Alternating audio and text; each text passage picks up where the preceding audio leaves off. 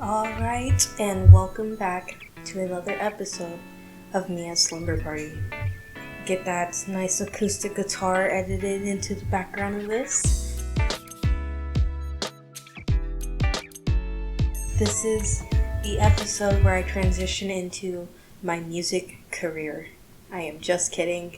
I am no way am talented enough to have a musical career, nor do I have a great or even an okay voice of singing, so I will not be doing that. It seems like everybody wants to do a music career, and my theory behind that is Disney and how they turned all their,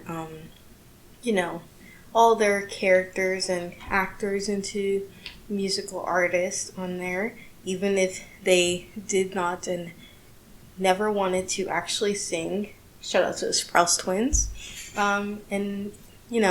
I think it started with the Naked Brothers band on Nickelodeon, and that band inspired Disney. Disney succeeded in that, and then they made all their stars do it, and Nick tried to replicate that by having multiple shows and acts and different talents try to make it out as musical artists, and a lot of them didn't get very far.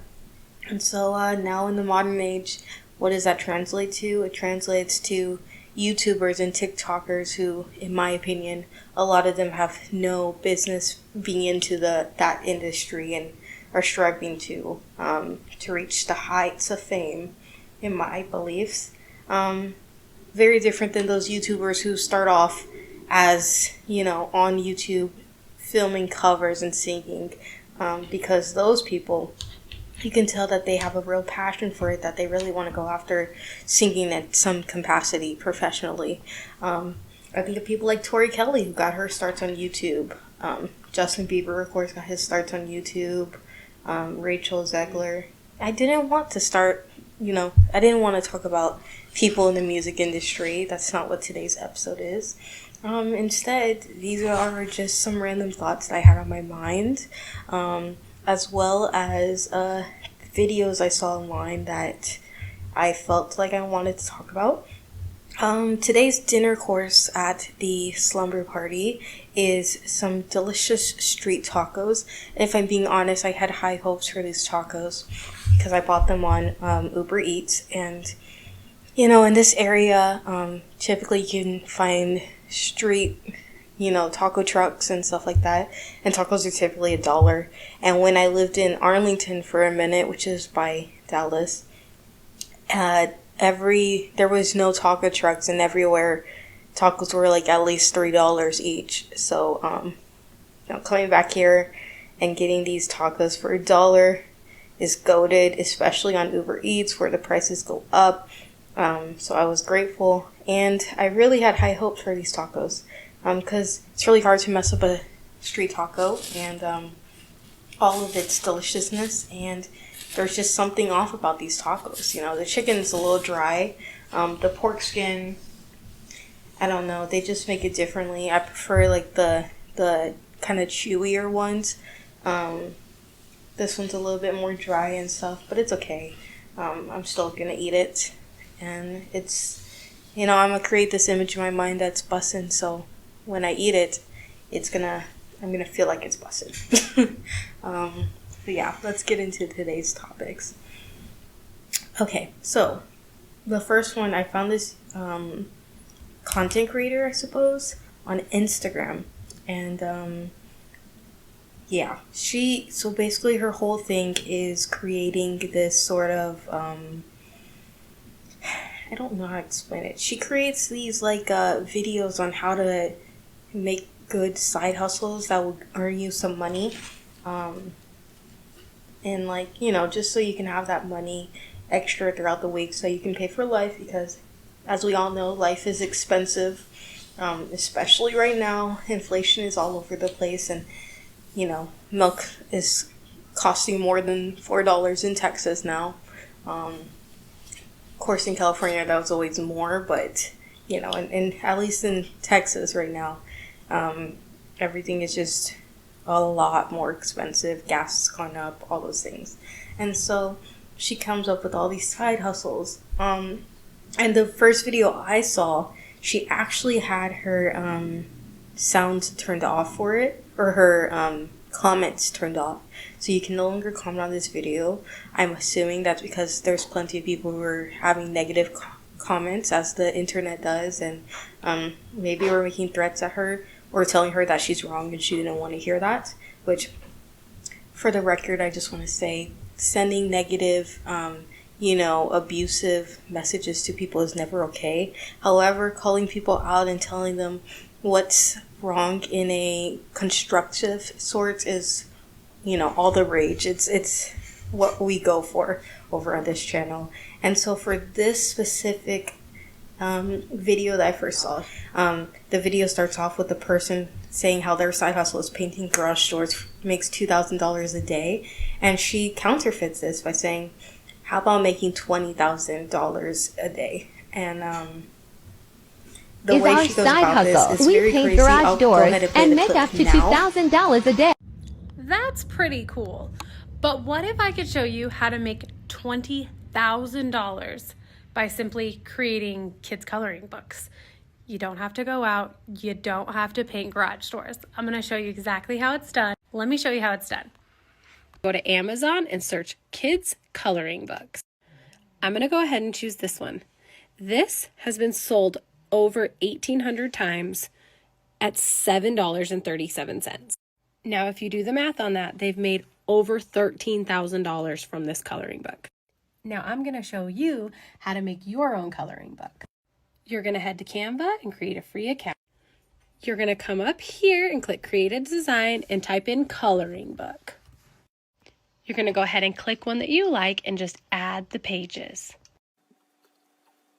You're going to head over here, click Share, Download as a PDF print.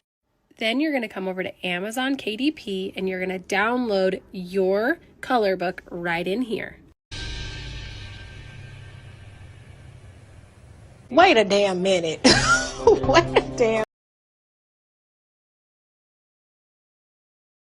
She literally is scamming off of other people's artwork, off of other people's hard work and efforts and time, and she's literally making a profit off of it for herself. And that's pretty much why I assume she turned off the comments, because I don't think people are okay with this and realizing that this is actually has to be copyright in some capacity at the very least, and she's making money off of these artists. I think a lot of the time there's people who talk about these sorts of things, and their main argument for nowadays is art a real thing if it's created by an AI generation, and stuff like that. Even in the case of like people talking about how companies and people are making money off the backs of ripping off in a lot of AI generated art. A lot of people are making money off the backs of real artists that the AI sort of scans their artwork and creates something similar or bases it off of it. And of course the artist gets no sort of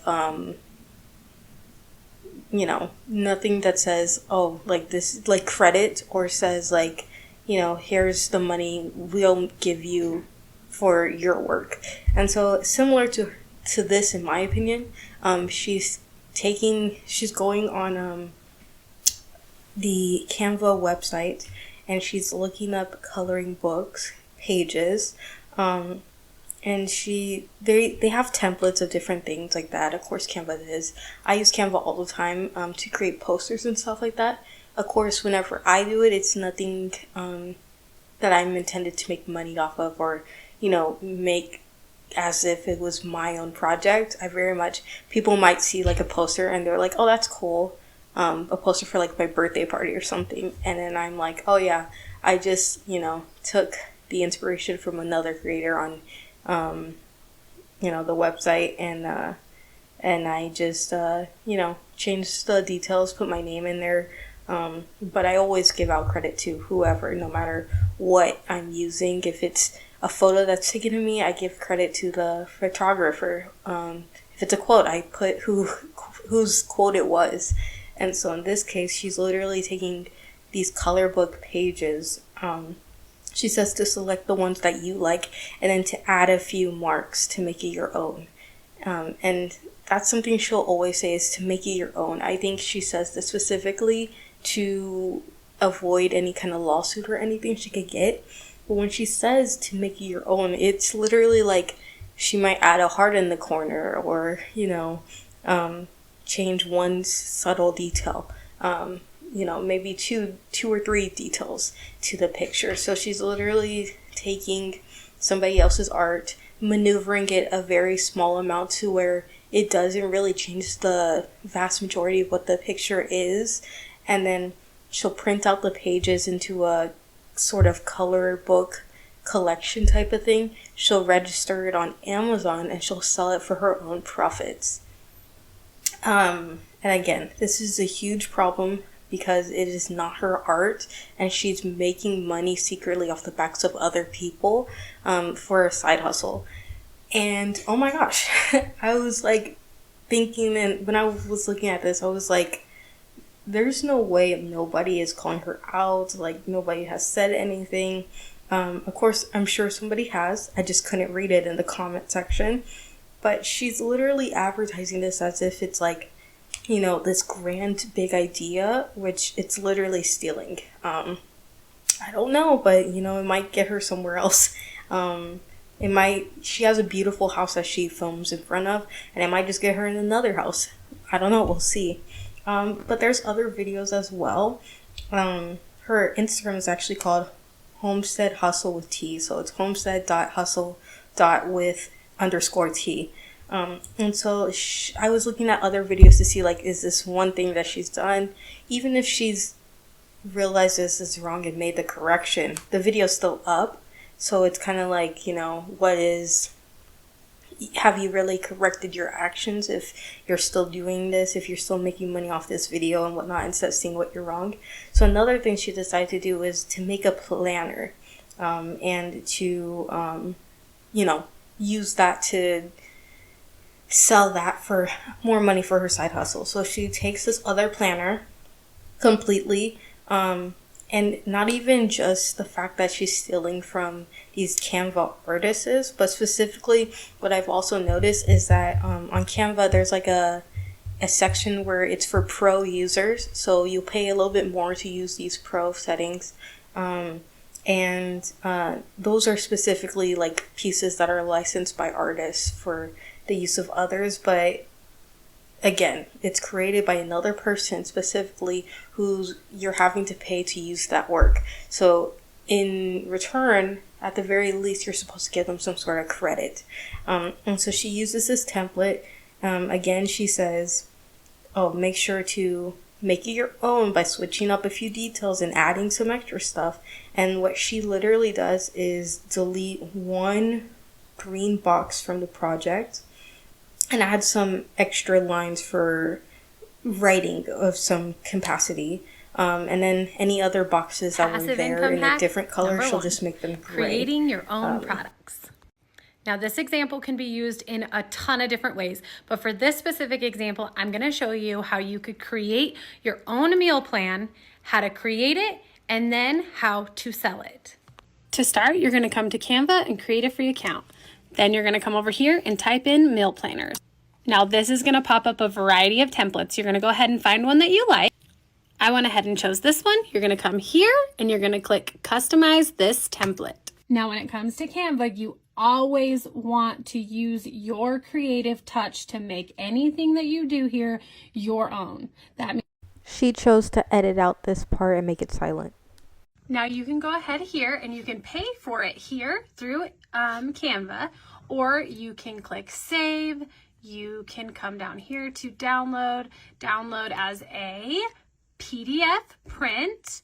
Okay, you're gonna go ahead and download that there, or you can come over here to Creative Market and upload it here. And while this is stinking cool and it will generate passive income, maybe creating something isn't your thing. And if you've always wondered, hey, how can I create streams of revenue online? Affiliate marketing is the #1 fastest growing way to create passive income. If you want to learn more about that, comment guide. I have a free beginner's guide that will show you the exact steps that you could take to start creating passive income. And don't forget to give me a follow, and I'll catch you on the next one. instead of, I don't know if she's like one of those premium Canva holders or not, but what she does is instead of printing it, she downloads it. And this allows her to not pay for the rights either. So not only is she not paying the person who's, the credit is for, but also on top of that, she's making money without any sort of credit, any sort of giving the creator their due, what is right to them. Again, another big problem. And the description she put on this video says the average millionaire are 6 streams of income. Did you know this? That's why so many people are taking to online space to create their own products. Emphasis on their own products because she does not do that. I recently created my own quote-unquote digital course, and it is making me an extra $100 a week so far. Not a lot, but that's $100 I didn't have. She ends it with create something and turn that time into profit. Again, you have to actually create something to tell other people to create it as well. In this specific story, of course, she says she claims that she created all these things and she's making profit off of it. But on top of that, she also adds in the fact that she has her own digital course. And so that's something, of course she has one. Everybody on YouTube who wants to be a scam artist has their own digital courses to teach people how to make money. And so she does have one of these as well, is making her side hustles, quote unquote, and her quote-unquote creative projects, giving her money throughout the week. And of course she sells this course for people to join to go about making their own money with their side hustles. Ridiculous. Okay, so another one I found was this one where she's creating baby onesies.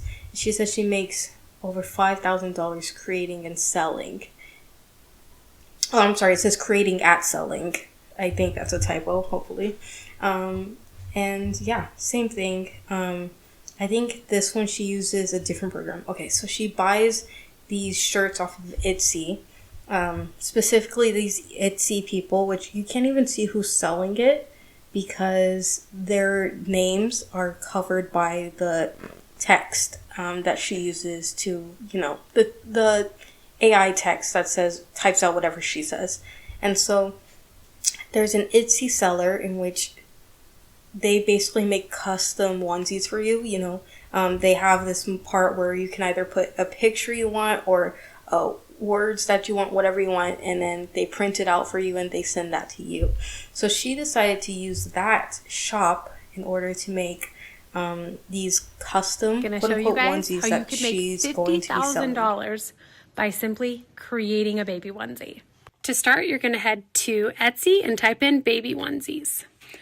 You're going to scroll down until you find one. I'm going to choose this one.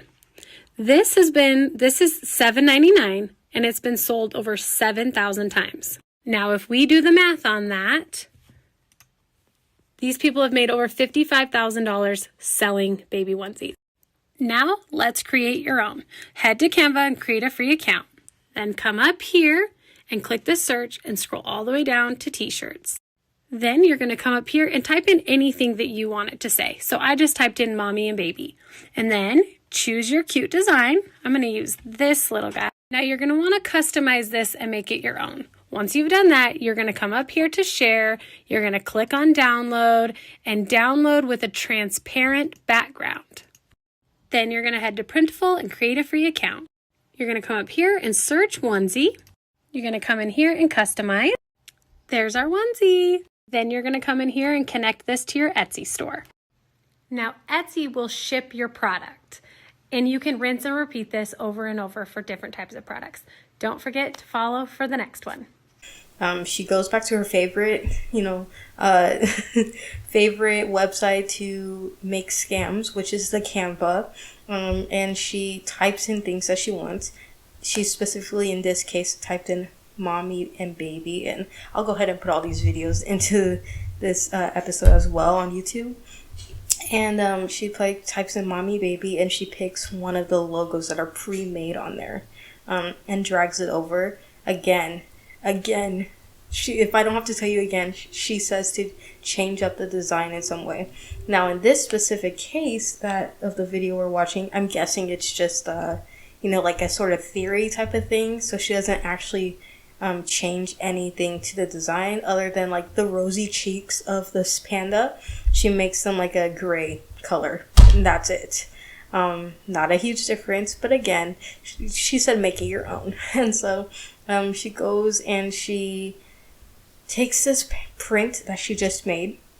She slaps it onto one of these onesies on Etsy, so that another seller who is, I'm sure, unaware of this side hustle that she's doing, unaware that this is illegal and copyrighted, but this Etsy person is going to make this onesie design where it's not a custom design that she's created, but a design that somebody else's hard work and labor has put into it. They're going to print it out, and then they're going to send it to her because she's the customer who made this order, and she's going to turn around and sell it to moms who, want to make sure their kids are cute. Or, that one person who said, oh, like, this is going to be a really good mother baby shower gift to give my friend or my sister or whoever, my coworker. And she's going to continuously sell these out. So as people buy them, she's going to go back to that Etsy shop, make that creator who is unawarely printing out these illegal shirts, onesies for babies. She's going to sell them out because she thinks she's doing the right thing in her business. And then T is going to go out and sell these shirts back to these mothers who want them, unaware of these custom designs were never custom to begin with. If you wanted to sell stuff like this, like custom ink, literally go on custom ink. I'm sure they have an option, or if not them, somebody else has an option in where you can make your own designs and actually sell them or buy them, and then from that point on you can sell them to other people. Like, that's an way to ensure that you actually put labor and time and effort into it instead of just scamming a bunch of people. And I just don't know where this lady's gonna go. Her most recent video, or her most recent reel on Instagram, reads, "Hi, I'm Trina." It could be Trina, but I think it's Trina. "I'm a 33-year-old SAMH, stay-at-home mom." I'm really surprised that I got that, because usually I suck with these abbreviated words. Of 3.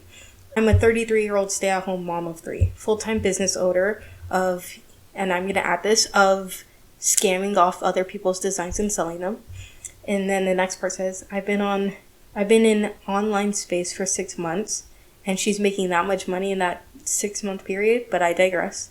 I'm here to tell you what no one else will. This lady is crazy, and I don't know why she hasn't been stopped yet. Like, you're a single mother, I get that. She didn't even say single mother, she said a stay-at-home mother. So maybe you have a partner, maybe not. I don't know. I'm assuming so, because I think I see a ring on her left finger. So let's just assume she's married and she just stays at home, takes care of the family. That in itself is a lot of work. So I understand why you would want to have a side hustle as a mom. Just in general, with today's society and how everything is, I understand why you would want to have a side hustle. Like, believe me, I get that. I want to start selling candles on Etsy and stuff. I donate plasma too. I donate plasma so that I can have extra money in my pocket, and I can use that on shopping or groceries or other things, and put my finances from my job into savings or other stuff. So I truly understand. But to be a single mom, and stay-at-home mom at that, which is a lot of work, and then to see other people's hard work and artwork and stuff like that, and to use it without their knowledge to make funds of your own, is wrong. Like, there are other side hustles, there are other things you could do in order to make money instead of having to rip off other people's backs. And so that's the part that I don't understand. Like, I hope she shuts this down and maybe she starts something else. Maybe, hopefully it's something more legal. Hopefully it's something that, actually involves her making her own work and selling it instead of ripping off other people's. Maybe even better than that, not everybody's artistic. Maybe she collabs with an artist that she meets or she finds and instead collaborates with them on how to sell that art in different ways and, make a franchise like that. But she's not doing that. In another video that I just clicked on says, take my advice. And then the next part says, go to Canva, create a free account. So she's not using the premium account. Got it. Find a template and create your own digital products based off a niche you love. Then price them at $27, sell on repeat. Create as many as you want and create passive. Sorry, I said passively, but which again, she constantly says create. But if you're taking a template and all you're doing is changing the colors or, all you're doing is adding your name to it, that's not truly creating. That's truly ripping off other people instead. But that was the first part of the podcast today I wanted to talk about. Kind of crazy. I was not expecting to talk about this for that long, but I did, and I'm not mad about it. But yeah, cool. So the next part I want to talk about actually came from this TikTok. I don't like TikTok, by the way. I know. It's, that's not something you'd expect to hear nowadays, but I actually kind of hate TikTok. And when I say I hate TikTok, I mean I watch old TikToks on Instagram called Reels. But as far as the app itself, I don't like it. It confuses me sometimes, so I just try to avoid it. Anyways, this video comes from TikTok. My sister sent me in our family chat, of course, and I really wanted to talk about it. I could not find the original video for this, but I was able to find one clip from Facebook and another reaction video from TikTok.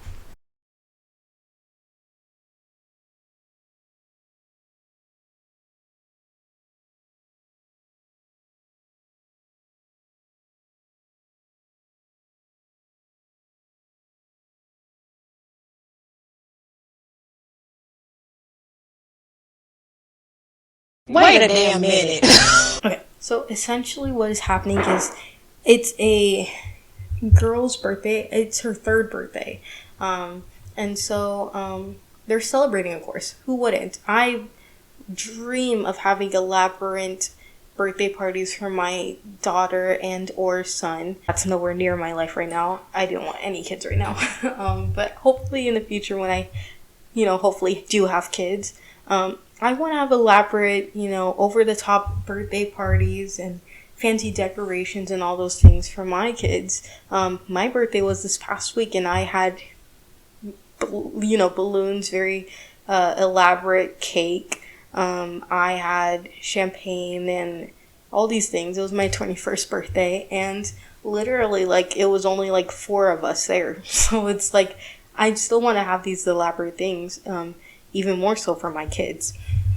But this video takes a turn in the sense that these grown adults are celebrating their 3-year-old, I'm assuming a daughter, maybe niece's birthday with champagne. And, okay, maybe, adults love to drink sometimes. Maybe they just wanted to have a celebratory drink in the back away from the party. Never been to a party. I've been to a party before. With drinking? I mean, I'm sure one of the adults had a glass of wine in the other room. On the real though, this is so me coded, not going to parties, not drinking, stuff like that. It was so very me. I just want to say that. But this isn't that. This one instead is that they are having champagne, and what the one person other than the child in the video decides to do is to pour it on top of the girl's head. The girl is just sitting there in her little, chair, wearing a Minnie Mouse, very cute Minnie Mouse dress, and at a Minnie Mouse table, just taking it. All this champagne is pouring on top of her hair. It's falling over her face, just taking it. in my mind, there are two things that come. One is that poor little girl. What if that champagne gets into your mouth? Like, for me, it's like even just the taste, especially at her age, would knock her out a lot. So, even just the taste would be very weird, very foreign to her. I just drank for the first time, on Thursday. And so literally, like, that champagne was 12%. Like, I mean, it didn't do anything to me. I drink responsibly, as should all of you. But for her being 3 years old, that would take her out. Like, that would do a lot more damage to her than it would to these grown adults.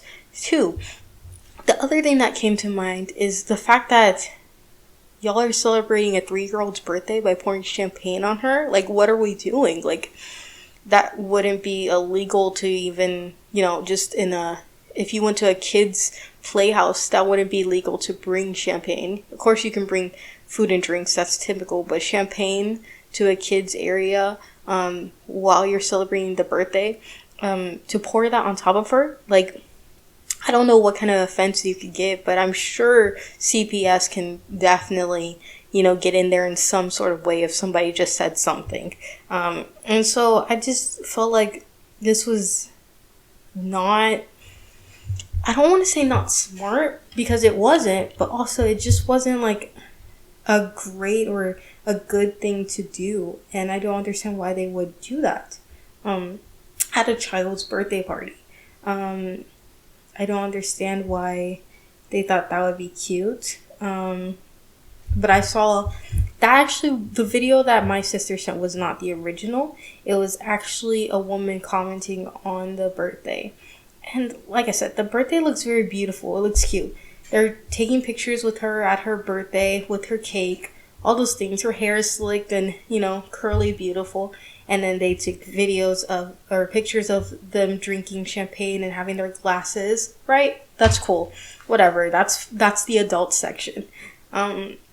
But to go about pouring that on top of your child's head, I don't know I understand it's her birthday party, but even if it was apple cider, I would not have allowed that. Like, I would not have thought that would be okay, because why would you want to do that? I mean, first of all, you've done her hair up. To ruin that with champagne, one, is bad.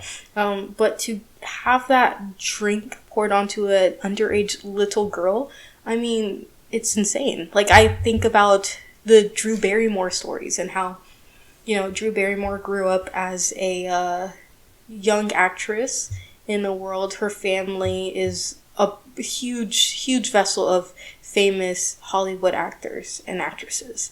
And so, because Drew Barrymore was so young in this world, people use that to their advantage. She would come to clubs all the time with her mom, and celebrate the leasing. It wasn't like this taboo thing where they're like, oh, a kid's here. Instead, they'd be like, Drew Barrymore's here. Little 5-year-old Drew Barrymore. Let's have the time of our lives. She would get drunk there. People would give her drinks and she would just drink it. I mean, she's a kid surrounded by all these adults that her mom feels very comfortable with. Of course, probably isn't thinking too much. All she knows is this drink makes me feel silly. And so she drinks it. She gets drunk super fast because she's a little kid. And, there's all these stories about how there's grown men alone in rooms with her and all these terrible things. And she gets addicted to drinking at a very young age and has to go to rehab I think she's like 18. She's actually at the age of 13 by the time she's sent to rehab. To have something like that in your life, for me, if I was that child and growing up, seeing this years later, I would have been kind of very upset with my parents. Very upset because, what were you guys exposing me to? Even at that young age, I probably would have been thinking, like, you guys were exposing me as if this was, drinking was something fun and, something that should be, like, celebrated at any age. Like, why are there even laws that only 21 and older? Because, I'm having fun. My parents poured on my head, and clearly that's okay. And so these types of things would have definitely been popping into my head as an adult after seeing this as a child. So I don't know. I want to see what's going on with these, YouTubers. Not YouTubers, what? I want to see what's going on with these parents and if they've commented on it at all. I just felt like that's super wrong, super disrespectful to ever even do that with your child, to celebrate it in any capacity. You know what happens on most of my birthdays? Someone takes a piece of cake and they smash it into my face. That's what happens in most birthdays. Not champagne being poured on my head. Me being 21 now that I drink champagne, I wouldn't want that poured onto my head. The amount of time I put into my outfit, my dress, I feel like that's embarrassing. Even cake being smushed into my face, I feel like that is upsetting. This waitress at IHOP tried to do that to me this year, and I was like not having it. I pretty much avoided it because I was like, no. So champagne at 3 is just insane to me. Specifically this video that my sister sent, lady, I don't know, the TikToker, she is commenting on the video that's happening and her thoughts, and she specifically says, I love Black people, but this is a lot, we gotta do better. And that's very much also were my thoughts after seeing the video. What's that sound? Oh yeah, Black people. Because, no, but like, what were you thinking? We're pouring champagne at a 3-year-old birthday party on a 3-year-old. I need you to walk me through this process. Who came, like, what? Like, I love us, but sometimes we do too much. This is too much. I mean, I like to think a lot of people would agree, but y'all have to let me know in the comments, because this feels like too much to me. And all these adults standing around just record, like, y'all, what are y'all doing? Y'all just listen. I know a lot of people are like, well, it's not my kid. If I was at the party, I'm just gonna stand there and watch and talk about it later. But like, where's the mother? Like, what are y'all doing? For me, it came off like I just felt like, so growing up Black in America, you are always, at least as far as my family, we were always in tune to the crimes and acts that were committed against us. Just not even just our family, but people of color in general in the country. And we very much had that mindset of, around a certain, group of people, to put on that face, to act like there's no problems and nothing's wrong, for our safety, for us. And so, for me, when I saw that video, I was thinking like, there's just so many stereotypes about Black people that are just completely false and wrong. That if they saw something like that, just one glimpse of a video like that, they automatically are just okaying it and saying like, oh, yep, that is correct. All Black people act like this. It doesn't matter how many videos counteract that or say, we're not all the same people. We don't all think or act that way, or even the stereotypical way that people view us as, even though we don't act that way, like Sambo and dolls, like stuff like that. But that's just the image that people have in their mind that are cemented, that Black people act a certain way or are a certain way, without us ever having like a real say or doing anything to combat that. And so when I see videos like this, all I think is, why on earth do they allow this to happen? Why do you guys act a certain way that that people are going to be upset about, that they're going to talk about, that now they're going to feel like we're, supporting what their thoughts on us are. Even though that was literally them and what they wanted to do, it wasn't a joke, I'm sure. That's just very much who they are. There's so many things in me, like when I'm having a conversation with a person who clearly can split either way in viewing me one way or another, I carry myself a different way because I specifically don't even want to give them the opportunity to say otherwise about me. And so in this video, I just felt all that coming back to me, that feeling of, oh my gosh, like, white people are going to talk about us. Yes, white people. And they're going to say this, and that about us because of this video where someone poured champagne on their child's head. and oh, we would never do that, and how dare they, and I'm with you in this scenario. Like, why would they do that? But because in this specific video, we've seen that black people have done it and not white people, there's going to be a conversation where people are like, okay, like, this supports that, even though me, as a black person, I would not do that. And it's just upsetting to see these things constantly, you know, come up again. Actually, researching it a bit more, I think they deleted their entire video, but this poor little girl, champagne is dripping down her face. She's like, I'm not gonna say like she's traumatized, like that's dramatic, but she's kind of like, whoa, what is happening? Because she's a kid. Some of this is getting into her mouth. You can see her kind of tasting it and just being like, okay, this is weird. And then her dad kind of jokes around, is like, okay, what if I pour some more? She's like, no, in a very kid way, like in a very wholesome way, because she is a child. I'm not gonna act like this video for her is like, oh my gosh, it's traumatic. I don't think she realizes what's happening and what's wrong about this because she's 3 years old. Instead, it's her parents thinking like this was a good idea, posting it everywhere on top of that, and then joking around and being like, oh, how about some more? When it's clearly not a good idea. It's clearly not okay in any capacity. And I don't know. I guess this podcast episode has turned into parents who... That's bad mom award. ...should know better and should do better and are not. Because that's literally what I've been reviewing so far. But yeah, black people, we gotta do better. My black sister, what are we doing? What are we doing, my black sister?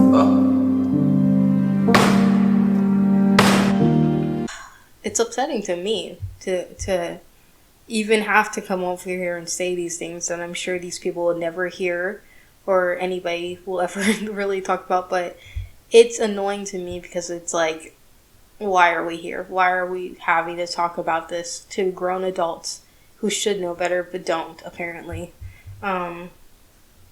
Again, I literally just started drinking.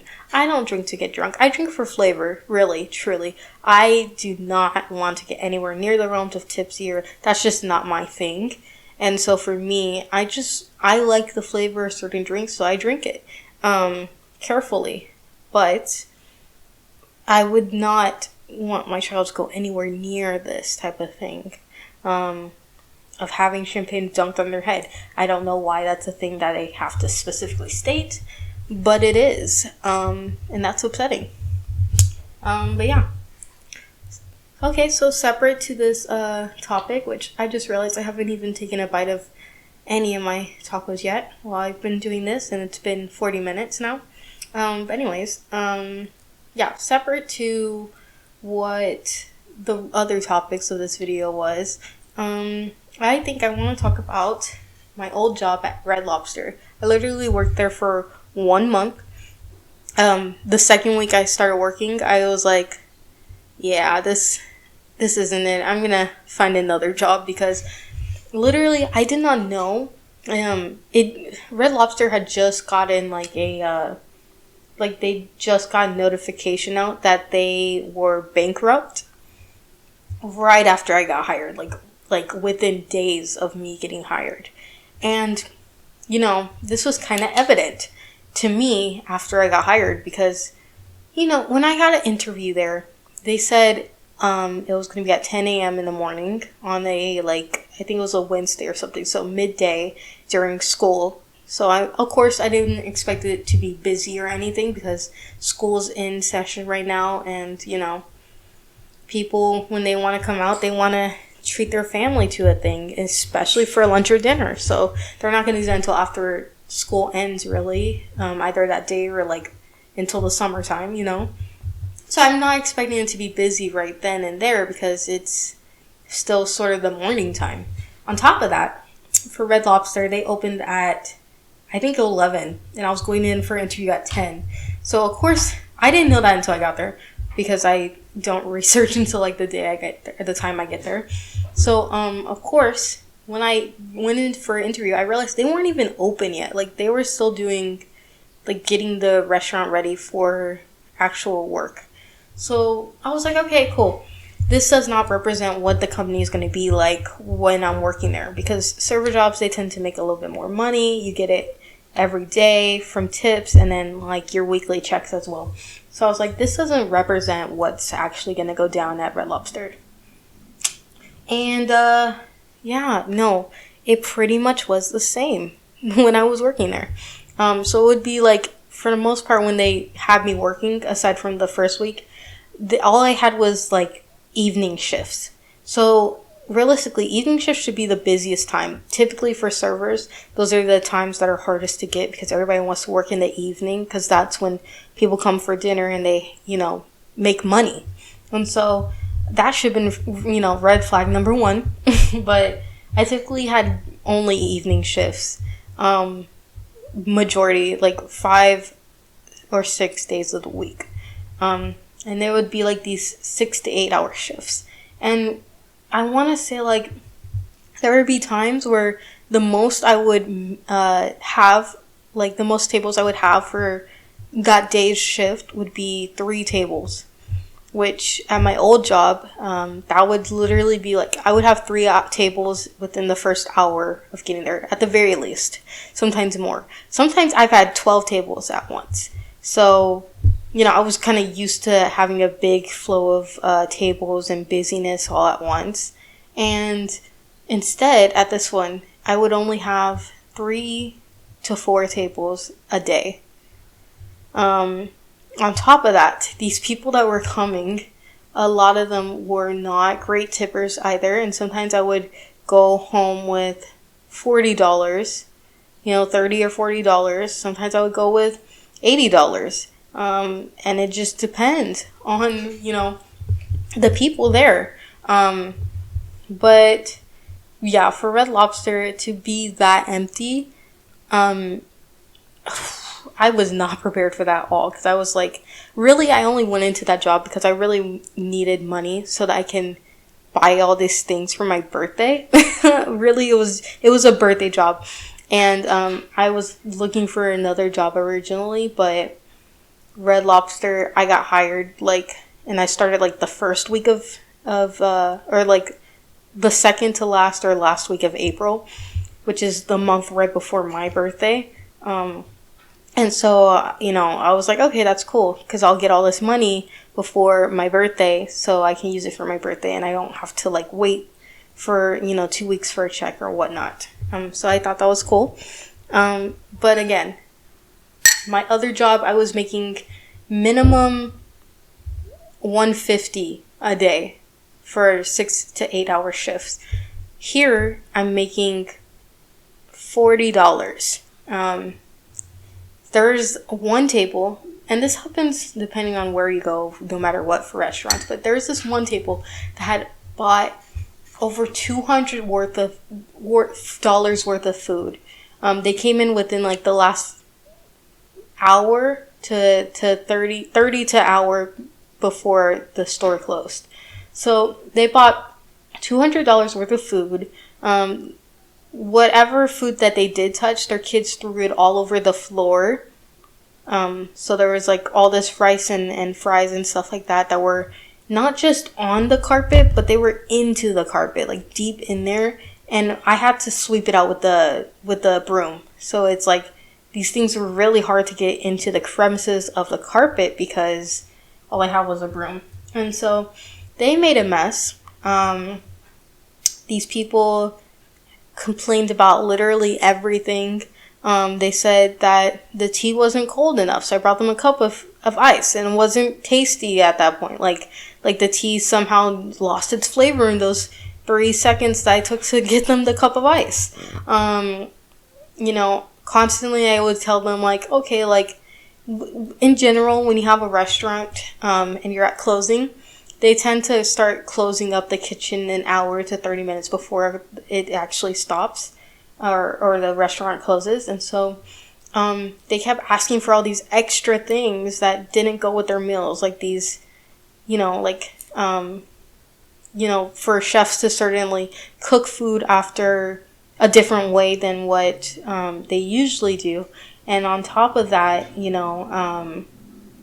it would be like 30 minutes, like, I'm gonna say not 30 minutes, but I'm gonna say like 10-15 minutes after I already put their order in. So their food's already almost done cooking and they want it to be cooked a whole other way and stuff like that. Which, of course, if you want to come to a restaurant and get food the way you want it because that's what you're paying for, that's fine.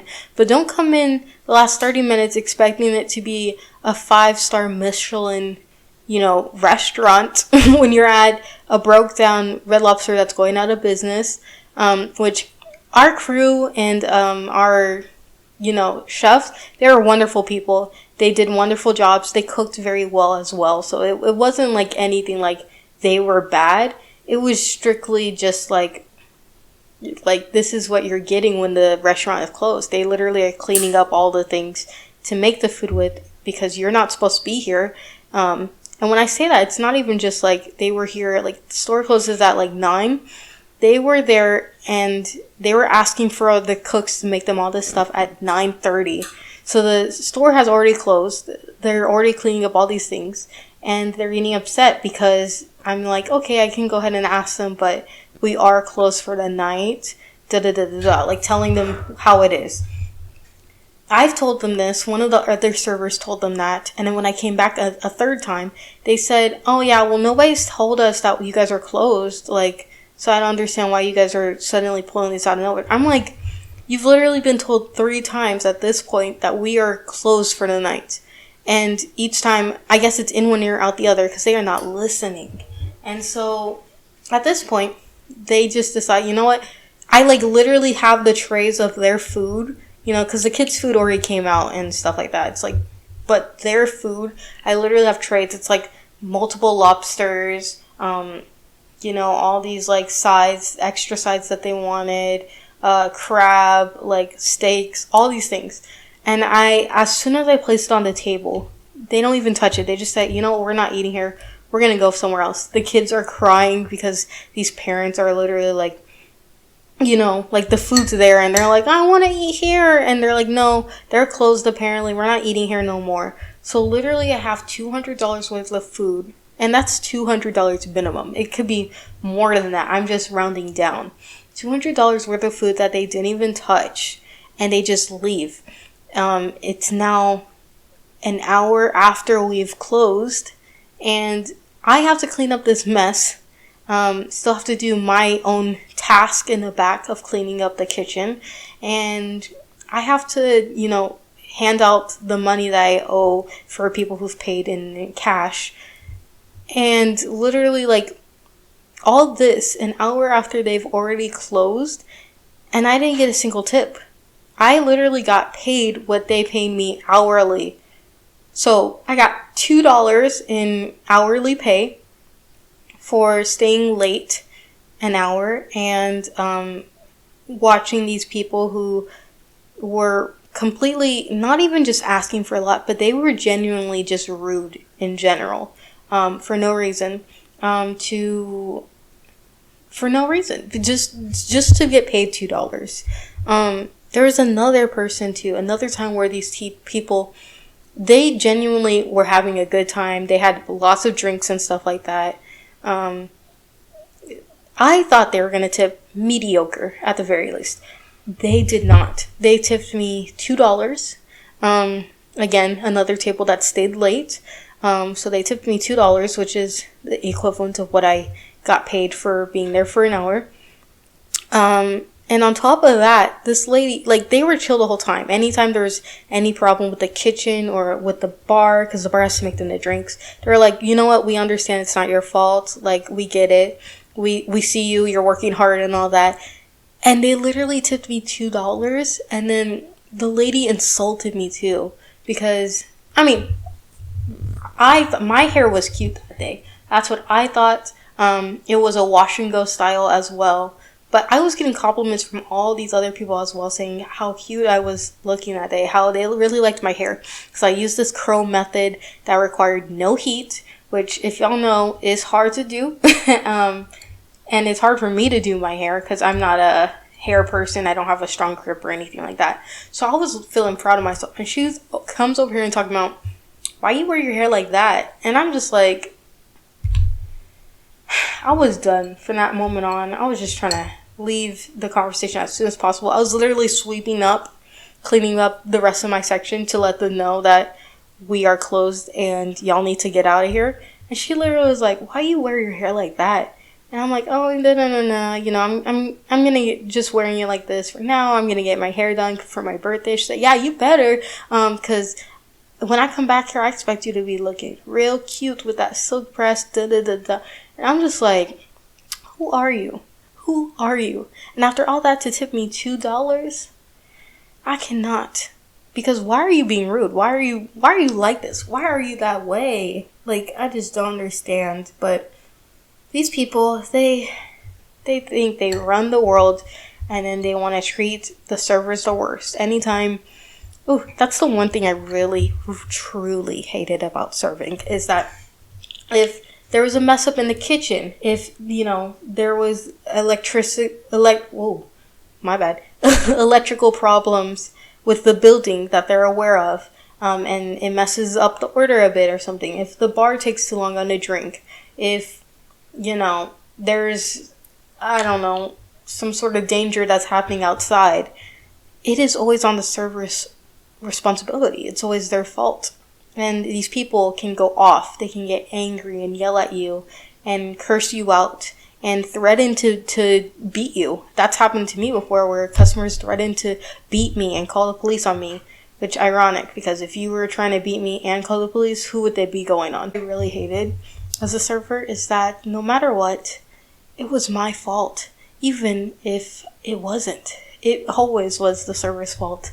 And what's worse is this money that people really need, not even myself, like other servers who are, you know, working this job so that they could feed their child or pay the bills. What's worse is busters who don't actually bust the tables and clean them and stuff like that. That leave the servers to do it. They get part of our tips as well. I needed this money so that I can eat. When I worked at Cheddar's, I needed that money so that I can go to college and afford things. You know, afford an apartment and all those things, and groceries and stuff, books. And so when these things happen, that whether it's the server's fault or not, they take it out on us and they give us these small change for a quote unquote tip. It really does mess with our lives, because if you weren't going to tip well, I can understand if you weren't going to tip well, but if you weren't going to be nice either, you know, don't put it on us. Don't act like the reason you decided to be this way is because our service wasn't good enough. Because again, we are literally putting on these faces. I mean, I can't speak for all of them. I've been with some servers who were absolutely rude. But you know, the ones that I do know of, the ones I can talk about, we put on these brave faces, and we don't want to, but we always are putting on that polite voice and trying to make the service the best as possible, even though it's a huge inconvenience for us. Like, you might be like, oh, I'm so sorry, I'm gonna give you, but I really want this, and this sauce, and also this extra thing.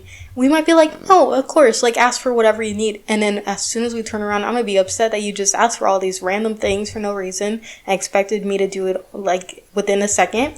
But I'm not gonna show that to you. I'm not gonna, you know, say that to your face. I'm just gonna be thinking about it. I'm gonna be thinking about how you should have done this, and this differently. But that's okay, because you're not going to be able to see that part of me. And so when you turn around and say, oh, like, all these things were bad and it's all your fault, again, whether it is or not, it's upsetting to me, because it's like, you took this out on me by giving me 38 cents of tips. It's like, you might as well have just kept it at that point, because what I needed these tips for, what you aren't realizing is I needed this so I can eat tomorrow. I needed this so I can, you know, get to this location. And I'm truly, for myself, am acting and portraying the best that I can so I can get those higher tips, so I can be able to do basic human things that you are depriving me of.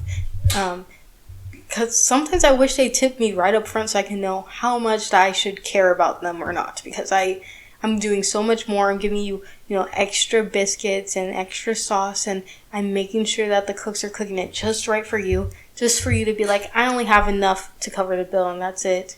Peace out. Which is fine if that's all you've got. But don't come in here acting like you're better, that you're making all this money, that you're truly care, and that you're truly a person that cares about your servers, and then turn around and doesn't tip them properly or doesn't tip them at all. Like, those are two very different things. But yeah, crazy.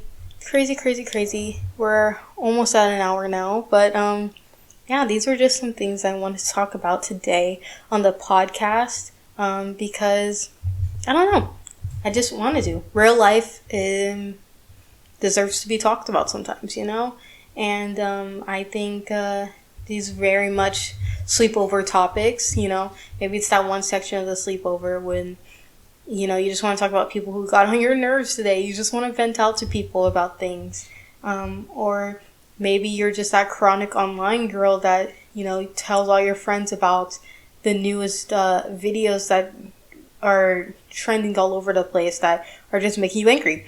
And that's what happened today. I just want to talk about things that made me annoyed today. But yeah, thanks for tuning into this episode.